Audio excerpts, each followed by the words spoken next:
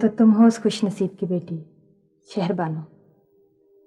जी हाँ, अगर आपकी मुराद शाबाबा से है तो ये मेरी खुशनसीबी है कि मैं उनकी बेटी हूँ।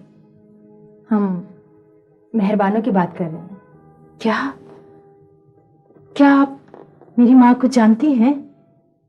यह हमारी खुशबख्ती है कि हमने उसकी एक झलक देख रखी है। तुम तो बिल्कुल अपनी माँ की मुकम्मल तस्वीर हो बेटी। जी हाँ, मेरी माँ से मेरी खासी मुशाबित है। हम छोटे शाह की हवेली में मुकीम हैं। तुम्हारा दिल जब चाहे हमारे पास आ जाया करो। हमें शहाब शाह की खुशी में खुश होकर बहुत सुकून मिलता है। आप जैसे हुक्म करें, मैं हाजिर हूँ।